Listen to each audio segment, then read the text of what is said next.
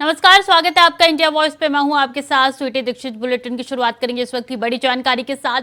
मनीष सिसोदिया से पूछताछ करने के लिए ईडी कुछ ही देर में पहुंचेगी तिहाड़ जेल। दोपहर 2 बजे का वो वक्त है जब मनीष सिसोदिया से पूछताछ करने के लिए ईडी पहुंचेगी। बता दें, इससे पहले सीबीआई ने पूछताछ की थी मनीष सिसोदिया से, अब ईडी पहुंचेगी मनीष सिसोदिया से पूछताछ करने में। आबकारी मामले का ये पूरा है। बता दें आपसे कि तिहाड़ जेल नंबर 1 में मनीष सिसोदिया से होगी पूछताछ।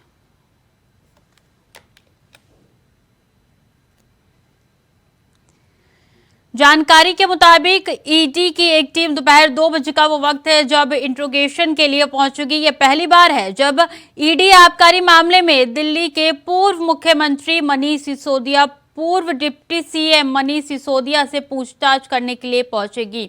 आबकारी मामले में मनीष सिसोदिया को दिल्ली की एक अदालत ने 20 मार्च तक, राज रेवेन्यू कोर्ट ने 20 मार्च तक के लिए हिरासत में भेजा है। उनकी जमानत पर 10 मार्च को सुनवाई होगी।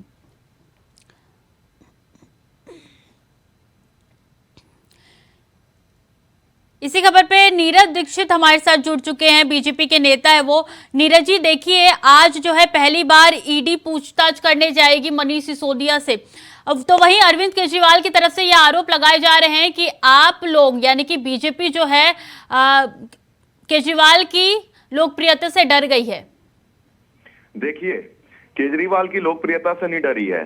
जब कल राबड़ी देवी जी के यहाँ पे भी ईडी पूछताछ करने गई थी तो इन लोगों ने, सीबीआई जब पूछताछ करने गई है तो इन्होंने ट्वीट किया है कि मोदी जी विपक्षी दलों के ऊपर जानबूझ करके सारी इंक्वायरीज बैठा रहे हैं। इनको शर्म आनी चाहिए कि अपना ये दोहरा चरित्र जो दिखा रहे हैं। कभी एक टाइम पे ये बोलते थे कि हम वो क्या कहते हैं, सारे भ्रष्टाचारियों को जेल में डाला जाना चाहिए। ये डर क्यों रहे हैं जब अगर उन्होंने भ्रष्टाचार नहीं किया है? ये कोर्ट पे क्यों नहीं अपने आप को प्रूव कर पा रहे कि हमने कोई भ्रष्टाचार नहीं किया, हमें बेल दी जाए? ये अपना दोहरा चरित्र दिखा रहे हैं और इस तरीके से दोहरा चरित्र दिखाने से कुछ नहीं होगा। कुछ दिनों के अंदर, कुछ ही महीनों के अंदर केजरीवाल भी उस अपने स्कैम के अंदर फंसेंगे और ये भी जेल के अंदर जाएंगे।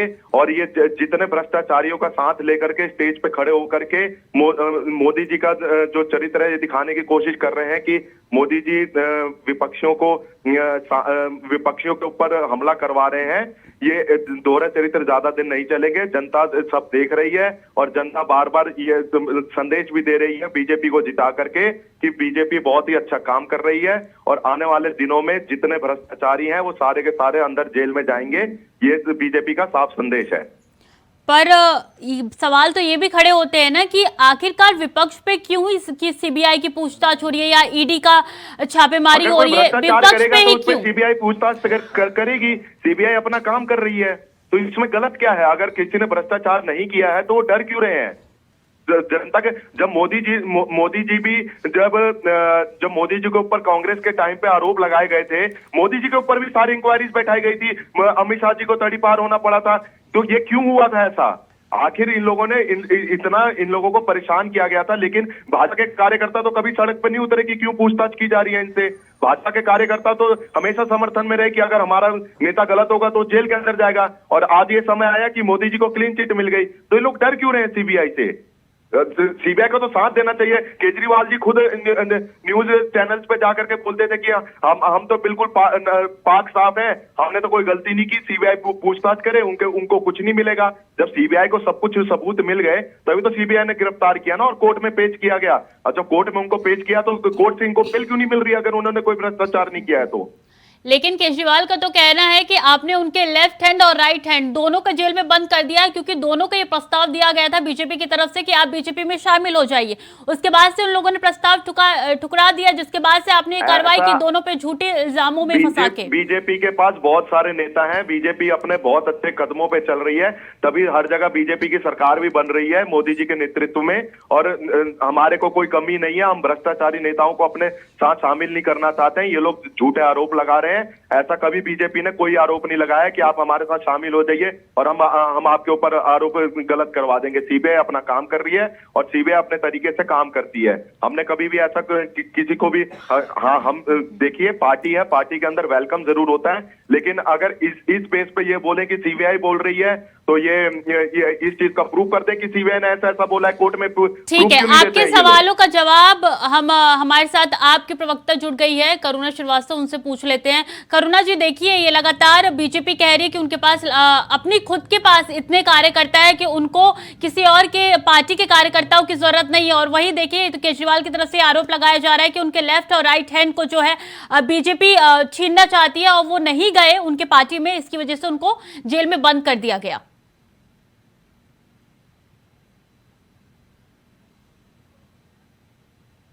ऑन कैमरा पकड़े गए थे कमीशन लेते हुए। अब वो ऐसे भ्रष्टाचारी पार्टी के लोग जब देशभक्ति की बात करते हैं तो बड़ा हास्यास्पद होता है, भ्रष्टाचार की बात करते हैं तो बड़ा हास्यास्पद होता है। अब ये कह रहे हैं कि हम लोग जो दूसरों को लेते नहीं है, येदियुरप्पा जो सबसे बड़े स्कैम में पकड़े गए थे वो इनकी पार्टी में आ गए तो इन्होंने मुख्यमंत्री बना दिया, इन्होंने शिवराज को मुख्यमंत्री बना दिया। व्यापक घोटाला किसको नहीं मालूम इस देश में? और ये भ्रष्टाचारी होते हैं, ये उसके ऊपर सीबीआई भेजते हैं, और जब वो उनकी पार्टी में आ जाते हैं तो उनसे बड़ा हरिश्चंद्र कोई होता ही नहीं है इस पार्टी में।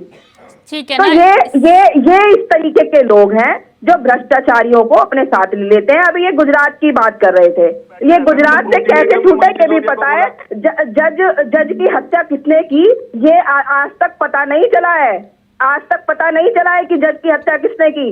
तो ये गुंडों की पार्टी है, भ्रष्टाचारियों की पार्टी है, और ये कह रहे हैं कि विपक्ष भ्रष्टाचार कर रहा है। ये बताइए कि अब अलीगढ़ में 100 लोग जहरीली शराब से मर गए, उस पर सीबीआई नहीं गई। गुजरात में 200 लोग नकली शराब से मर गए, वहां तो शराबबंदी है तो वहां पर सीबीआई नहीं गई।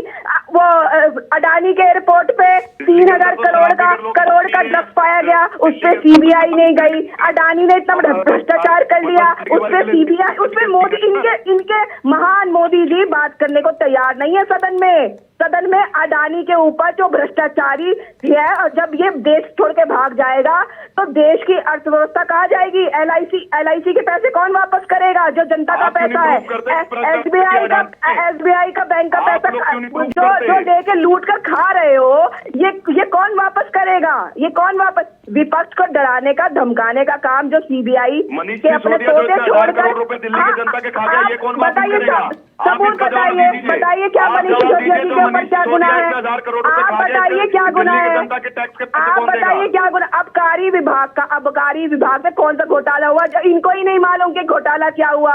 ये आकर बोल रहे हैं मनीष सिसोदिया जी चोर है। अरे आप ये बताइए घोटाला क्या हुआ? घोटाला बताइए आप। मनीष सिसोदिया जी ने आबकारी विभाग में जो पहली चार्जशीट पे मनीष जी का नाम क्यों नहीं था अगर घोटाला हुआ? दूसरी चार्जशीट जब सीबीआई ने भेजी नहीं, जब भेजी तब क्यों नहीं नाम था? अरे और जितने भी लोगों का नाम है वो भी बाहर हैं। आप जो है आम आदमी पार्टी की छवि खराब करना चाहते हैं। आप सीबीआई डालकर बस विपक्ष, ये इनका मेयर नहीं बना, इनका दिल्ली में मेयर नहीं बना। मेयर जिस दिन हमारा बना उसके अगले दिन ही सीबीआई का फोन आ गया, उसी दिन अगले दिन सीबीआई का फोन आ गया कि आ जाओ डिटेन के लिए। आप आबकारी विभाग में जो भ्रष्टाचार हुआ उसका बता तो दीजिए, हुआ क्या है? इन्हें ही नहीं मालूम, भाजपा को मालूम ही नहीं है, सीबीआई तक को तो मालूम नहीं है। अगर उन्होंने घोटाला किया तो उनके घर में से क्यों नहीं मिला? ठीक है तरुणिमा जी इनसे जान लेते हैं कि आगे घोटाला है क्या? तरुणिमा जी, 1000 करोड़ का घोटाला का हिसाब किताब इन्हें कुछ नहीं मिला। तो ये सिर्फ न्याय प्रक्रिया होती है। अगर आप किसी पे झूठा इल्जाम भी लगा देते हैं तो 14 दिन की तो न्यायिक हिरासत में बंदे को ले लिया जाता है। ये सिर्फ और सिंपल सी न्याय प्रक्रिया है और कुछ नहीं है। मनीष जी जेल से जल्दी छूटेंगे, उन्होंने कोई भी गुनाह नहीं किया, उन्होंने कोई भ्रष्टाचार नहीं किया है। ठीक है तरुणिमा जी, इनसे पूछ लेते हैं आखिर आबकारी घोटाला है क्या? आपकी तरफ से ये लगातार कहा जा रहा है कि इनको पूरा मामला है नहीं। नीरज जी खुद नहीं मालूम आबकारी घोटाला। ठीक है नीरज जी, इनके सवालों का जवाब दे दीजिए। आबकारी घोटाला ये है कि सबसे पहले तो इन लोगों ने ये क्या कहते हैं 2% कमीशन थी पहले सरकार की, पहले अगर मान लीजिए कोई 550 रुपए की अभी बोतल नहीं है यही नहीं तो पता कि 2% थी 5% थी, ये क्या बताएंगे आपको? 5% सुन की बात लीजिए है, ना, 12% हुआ। सुन लीजिए, मैं आपको बता रहा हूँ ना। सुनिए, भाजपाइयों, मैं बताती हूँ, भाजपाइयों की फर्जी दुकानें चल रही थी, नकली दुकानें दिल्ली में, जो आम आदमी पार्टी ने बंद करा दी, इसलिए बौखला गए। जो एक एक दारू के बोतल पे जो कमीशन जाता था, वो कमीशन बंद करा दिया मनीष सिसोदिया जी ने, और सीधे जो है 12% कमीशन सरकार को जाने लगा। सरकार में राजस्व बढ़ा। इनको ये दिक्कत हो गई कि भाजपा में जो फर्जी दुकानें चला रही थी भाजपा के नेता, बता रहा हूँ ना, आप अपना झूठ बंद कीजिए। मैं आपको बता रहा हूँ ना, पहले कमीशन अगर 12 रुपए सरकार को मिलती थी तो वो कमीशन अब ये क्या कहते हैं, इन्होंने उसको जिसका ठेका होगा उसको कमीशन देने की बात की है। सरकार को इसमें कोई कमीशन नहीं मिलती थी। नहीं है, पहले 5% ठेका कमीशन था सरकार का, उसके बाद हर बोतल पे कमीशन था, जिससे दिक्कतें होती थी, पुलिस परेशान करती थी उन लोगों को, और वो हर बोतल में पैसा बचाने के चक्कर में भ्रष्टाचार करते थे। और अभी पुलिस परेशान नहीं कर रही थी। पुलिस तो अमित शाह की है, तो आप परेशान करने जाते थे। हमेशा से पैसा वसूलने जाते थे। दिल्ली पुलिस अपना काम करती है, दिल्ली पुलिस अपना स्वतंत्र काम करती है। दिल्ली पुलिस शराब व्यापारियों के साथ एक अच्छी जो है रणनीति तैयार करी। हमने कहा आपको कोई बीच में किसी को भी कमीशन देने की जरूरत नहीं, सीधे आप राजस्व को देंगे, 12% देंगे, और आपको एक एक बोतल पे कमीशन देने की जरूरत नहीं है, आपको रोज हिसाब करने की जरूरत नहीं है। आप मंथली आप पे करेंगे। कितने सारे जो अधिकारी पकड़े गए वो क्यों पकड़े गए फिर? ये कोई पकड़े नहीं गए। आपके एलजी सुनिए मेरी बात, अब आप सुनिए। आबकारी विभाग जो पहला हुआ था, जो रणनीति फाइल हुई थी, उसमें पहले जो एलजी थे उन्होंने साइन क्यों किया? अगर उसमें घोटाला था, गड़बड़ी थी तो क्यों किया? तो आपके पंजाब में भी बैठे, उनको वहां पे क्यों वापस ले लिया फिर आपने? एलजी तो वहां पे भी बैठे, लेकिन वहां पे तो एलजी की कोई नहीं चलती, तो अमित शाह की बात नहीं माने, एलजी दूसरा बदल दिया। आप एलजी का बहाना और दिल्ली पुलिस का बहाना मत कीजिए, आप सीबीआई का बहाना मत कीजिए। अगर आप लोग सही है तो आप कोर्ट में प्रूफ क्यों नहीं कर पा रहे हैं? एलजी साहब शिक्षा पे भी घोटाले की बात कर रहे थे, परसों उन्होंने क्लीन चिट दी, कोई घोटाला नहीं हुआ है। अभी तो इसमें भी कहेंगे क्लीन चिट देंगे, अभी आप वेट करिए। आप अभी आप लोग ये भी कह रहे थे कि क्लीन चिट होगा। सत्येंद्र जैन ने मीटिंग किया, वो कुछ दिन में खूब करके आ रहे हैं, केजरीवाल जी का ट्वीट था कि हमने कुछ दिन में हमारा पार्टी में मुख्यमंत्री बनके कैसे बैठे हैं? पद से इस्तीफा लेना पड़ गया। ये बताइए, येदियुरप्पा ने इतना बड़ा घोटाला किया तो अमित शाह को क्या दे दिया जो मुख्यमंत्री बनके बैठे हुए हैं? ये बताइए, शिवराज चौहान ने इतना बड़ा व्यापन घोटाला किया, उस पर सीबीआई उन्हें क्यों नहीं जेल में डाल रही? वो क्यों मुख्यमंत्री? अरे सीबीआई भी आपकी, ईडी भी आपकी, आपके कोर्ट नहीं जाते। यही काम रहेगा हमारा। जब आप पे महारानी का केस होता है तो आपका केजरीवाल होते हुए माफी मांगते हैं, किसी मुझे माफ कर दीजिए। मोदी जी 18 घंटे काम करते हैं, इसलिए बेचारे सो नहीं पाते। इस चिड़चिड़ेपन में विपक्षियों को तंग करने में लगे हुए हैं कि कैसे इनको तंग किया जाए, सीबीआई ईडी छोड़कर। मोदी जी को वहाँ पे अपने पर्सनल हिसाब को नहीं बेचते, कोई घोटाला नहीं करता। उत्तर प्रदेश शिक्षा विभाग ने घोटाला किया, सीबीआई जांच की जब आपके उत्तर प्रदेश के शिक्षा मंत्री ने घोटाला किया, नहीं किया। इतनी जहरीली शराब से लोग मर गए, इस पे सीबीआई की जांच हुई। आपको पता है पूरे देश में सबसे ज्यादा दारू पे रेवेन्यू लेने वाला उत्तर प्रदेश है। वैसे तो यहाँ योगी जी बैठे हैं मंदिर में घंटा बजाने वाले, और सबसे ज्यादा दारू यही बेचते हैं। सुनिए आबकारी विभाग की बात, आबकारी विभाग का वही रणनीति हमने पंजाब में लागू किया, हमने वही पंजाब में लागू किया। 42 लाख करोड़ का हमें रेवेन्यू ज्यादा आया। हम सरकार के राजस्व को बढ़ाने वाली रणनीति लेके आए थे, लेकिन इन्होंने भाजपा के जेब में पैसा जाने वाली रणनीति को बिठाने के लिए इन्होंने हमारे आबकारी विभाग की रणनीति को मना कर दिया। इसके जेब में से नहीं जा रहा था। अच्छा बताइए कितने पैसे गए? तो वो जो जेब में पैसा गया वो मिला क्यों नहीं? सीबीआई को 1 साल से ढूंढ रही है, उनके घर में तो नहीं मिला, उनके दफ्तर में भी नहीं मिला, उनके अकाउंट में भी नहीं मिला, उनके गांव की जमीनों में भी नहीं मिला। अरे क्यों नहीं मिला? वो कहाँ गए? वो हजर घोल बना के शरबत बना के पी गए उसको। कहाँ गया वो करोड़ों का घोटाला जो मनीष जी ने किया? सीबीआई अभी तक नहीं बता पाई, सीबीआई अभी तक नहीं बता पाई। आप क्या बताएंगे? आप क्या बताएंगे? भाजपा वालों को पता ही नहीं 100 करोड़ का घोटाला किया, 1000 करोड़ का घोटाला किया, 10 करोड़ का घोटाला किया, इन्हें मालूम ही नहीं है। 70,000 का हमारा जो है दिल्ली का जो बजट है उसमें 1,000 करोड़ का घोटाला कर दिया। क्या मजाक कर रहे हैं आप यहाँ मजाक कर रहे हैं बैठकर, आप मजाक कर रहे हैं बैठकर यहाँ पर। आपको पता ही नहीं है कितने क्या घोटाला हुआ है। घोटाला हुआ ही नहीं है, इसलिए नंबरिंग का खेल चल रहा है यहाँ पर। सीबीआई ने बता दो कितने का घोटाला बताया, सीबीआई बता ही नहीं पा रही है। तो आप इतना बताइए, हमारे हम हिम्मत है तभी तो हम लड़ रहे हैं। 170 फोन क्यों तोड़े गए जब कोई घोटाला ही नहीं हुआ? तो आप नीचे तो घोटाला किया गया। अरे तो आप फर्जी किसी पे FIR दर्ज करा दो, 10 दिन 14 दिन की न्यायिक हिरासत, ये तो प्रोटोकॉल है न्यायालय का। इसमें कोई गलत बात तो है नहीं। और आपने जबरदस्ती उन्हें बंद कर रखा, अभी तक सबूत नहीं पेश कर पाए। सीबीआई ने कहा, सीबीआई कोर्ट ने कहा कि आप सबूत बताइए क्यों गिरफ्त कर रखा है। तो कह रहे जी अभी हम ढूंढ रहे हैं। वो 3 दिन की रिमांड मांगी थी, फिर कोर्ट ने कहा नहीं 2 दिन हम दे रहे हैं आपको, 3 दिन नहीं देंगे। आप तब भी वो नहीं कर पाए। आप सीबीआई ने तो नहीं मांगा, आपको 14 दिन के आपको वैसे डाला है ना। अब बेल मांग रहे हैं हम लोग, हम बेल से छूटेंगे, चिंता क्यों कर रहे हैं आप? बेल मांगा है। जी नीरज जी, तरुणिमा जी, आप दोनों का बहुत बहुत धन्यवाद हमारे साथ जुड़ने के लिए, इंडिया वॉइस के साथ जुड़ने के लिए बहुत बहुत शुक्रिया आप दोनों का।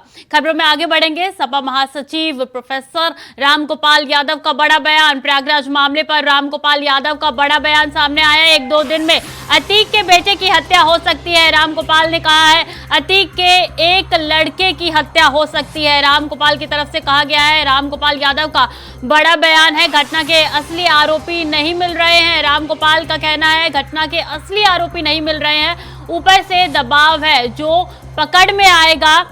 बड़ी जानकारी दे रहे हैं आपको कि अतीक के एक लड़के की हत्या हो सकती है। रामगोपाल की तरफ से ये कहा गया है। बड़ी जानकारी दे रहे हैं आपको। प्रयागराज हत्याकांड से जुड़ा हुआ ये पूरा मामला बताया जा रहा है, जिसके बाद से रामगोपाल यादव का बड़ा बयान आया है कि अतीक के एक बेटे का एनकाउंटर हो सकता है, हत्या हो सकती है। बड़ी जानकारी दे रहे हैं, ऊपर से दबाव है जो पकड़ में आएगा। सपा महासचिव प्रोफेसर रामगोपाल यादव का बड़ा बयान आया है। बड़ी जानकारी दे रहे हैं। उमेशपाल हत्याकांड से जुड़ा हुआ ये पूरा मामला बताया जा रहा है, उसको लेकर रामगोपाल यादव का एक बड़ा बयान आया है कि 1-2 दिन में अतीक के बेटे की हत्या हो सकती है, रामगोपाल यादव ने कहा है। तो बड़ी जानकारी आपको दे रहे हैं। प्रयागराज हत्याकांड से जुड़ा हुआ ये पूरा मामला, अतीक के एक लड़के की हत्या हो सकती है, रामगोपाल की तरफ से ये कहना है। बड़ी जानकारी आपको दे रहे हैं प्रयागराज हत्याकांड से जुड़ी हुई।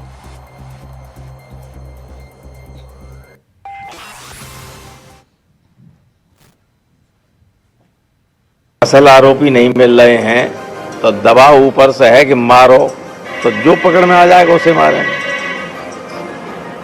अभी तो अतीक के लड़के को पकड़ ले गए पहले ही दिन, 2 लड़कों पढ़ने वाले, उनमें से एक की हत्या हो जाएगी 1 आध दिन में। असल आरोपी नहीं मिल रहे हैं तो दबाव ऊपर से है कि मारो, तो जो पकड़ में आ जाएगा उसे मारें। अभी तो अतीक के लड़के को पकड़ ले गए पहले ही दिन, 2 लड़कों पढ़ने वाले, उनमें से एक की हत्या हो जाएगी 1 आध दिन में। और लैंड फॉर जॉब स्कैम में लालू से पूछताछ खत्म। 2 घंटे तक लालू यादव से सीबीआई ने पूछताछ की है। नौकरी के बदले जमीन घोटाले का पूरा मामला है, जिसको लेकर सीबीआई लालू यादव से 2 घंटे पूछताछ की है। मीसा भारती के आवास पर पहुंची थी सीबीआई, जिसके बाद से पूछताछ अब खत्म हो चुकी है। इससे पहले राबड़ी देवी के आवास पर पहुंच के बंद कमरे में सीबीआई ने पूछताछ की थी। अब मीसा भारती के आवास पर पहुंच के लालू यादव से पूछताछ की गई है। बड़ी जानकारी दे रहे हैं आपको। लैंड जमीन के बदले नौकरी के बदले लैंड का ये पूरा मामला बताया जा रहा है। नौकरी के बदले जमीन घोटाले में पूछताछ हुई है। लालू प्रसाद यादव से 2 घंटे तक ये पूछताछ की गई है। मीसा भारती के घर में ये पूछताछ की गई है और बंद कमरे में पूछताछ हुई है। तो 2 घंटे तक लालू प्रसाद यादव से पूछताछ चली है। इससे पहले राबड़ी देवी से भी तकरीबन 2 से 3 घंटे तक पूछताछ चली थी। उनके आवास पर सीबीआई पहुंची थी, उसके बाद से ये पूछताछ की गई थी। तो अब लगातार एक के बाद एक लालू यादव के फैमिली पे जो है शिकंजा कसता जा रहा है और लगातार एक के बाद एक पूछताछ कर रही है सीबीआई। कल राबड़ी देवी के आवास पहुंची थी और आज मीसा भारती के घर पहुंच के सीबीआई ने जो है लालू यादव से पूछताछ की है तकरीबन 2 घंटे तक। चलो सर। ज्यादा जानकारी के साथ रजनी हमारे साथ जुड़ चुकी है। रजनी, देखिए 2 घंटे तक ये पूछताछ चली है, क्या कुछ निकल के सामने आया है?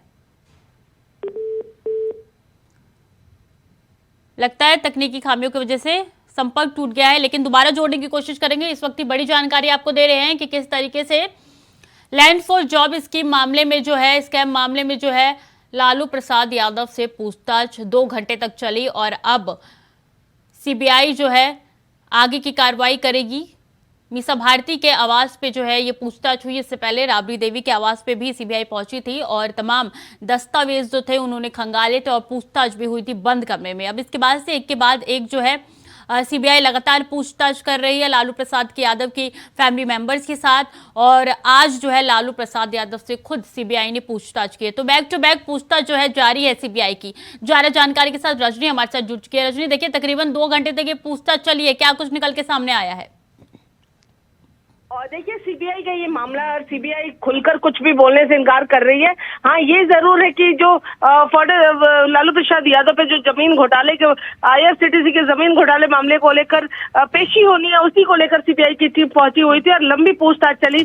कल राबड़ी देवी से पूछताछ हुई थी और आज लालू प्रसाद यादव से लंबी पूछताछ चली है।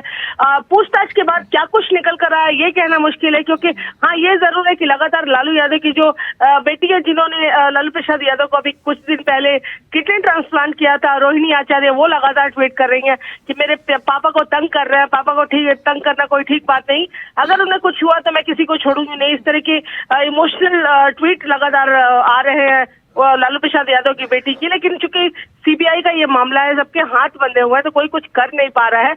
ऐसे सिचुएशन में क्या बातें हुई ये अब तक नहीं पता चल पाया। जी, कल राबड़ी देवी के आवास पे पूछताछ हुई थी, उस दौरान 2 दस्तावेज भी खंगाले गए थे। यहाँ पे भी दस्तावेज देखे गए हैं सीबीआई की तरफ से? बिल्कुल, देखिए बंद कमरे में ये तफ्तीश चल रही थी। बंद कमरे में सीबीआई ने क्या कुछ खंगाला, क्या कुछ पूछा लालू प्रसाद यादव से, लंबी बातचीत चली, उसमें क्या कुछ जानकारियां ली, ये सीबीआई ने स्पष्ट नहीं किया। हाँ, ये जरूर है कि लगातार लंबी बातचीत चली। सबसे पहले राबड़ी देवी से हुई थी, फिर लालू प्रसाद यादव से हुई। अब चूंकि 2 और लोग इसमें नामित हैं, लालू प्रसाद यादव की बड़ी बेटी मीसा भारती और लालू यादव की एक और बेटी हेमा यादव, लेकिन उनसे अभी तक उन कोई ऐसी पूछताछ हुई नहीं है। हाँ, ये जरूर है कि मीसा भारती के आवास पर लालू प्रसाद यादव इन दिनों बीमारी की अवस्था में प्रवास कर रहे हैं, तो इस दरमियान मीसा भारती के आवास पे सीबीआई की टीम सुबह सुबह पहुंची थी। ये अंदेशा कल ही लगाया जा रहा था कि लालू यादव से पूछताछ करने सीबीआई की टीम पहुंच सकती है और ये अंदेशा बिल्कुल क्लियर सामने आ गया और लालू प्रसाद यादव से पूछताछ करने सीबीआई की टीम आज सुबह सुबह पटना दिल्ली उनके मीसा भारती के आवास पे पहुंच चुकी थी। जी रजनी, बहुत बहुत शुक्रिया आपका तमाम जानकारी हमारे साथ साझा करने के लिए। खबरों में आगे बढ़ेंगे। बड़ी जानकारी, कथित हमले की गलत जानकारी फैलाने से जुड़ी हुई खबर है। तमिलनाडु में श्रमिकों के खिलाफ गलत जानकारी का मामला। बिहार के प्रवासी श्रमिकों के खिलाफ गलत जानकारी का पूरा मामला है। बीजेपी के प्रवक्ता प्रशांत उमराव को बड़ी राहत। दिल्ली हाईकोर्ट ने ट्रांजिट अग्रिम जमानत दी है। उमराव को 14 दिन की ट्रांजिट अग्रिम जमानत मिली है। प्रशांत उमराव को पुलिस को लोकेशन देने के निर्देश दिए गए।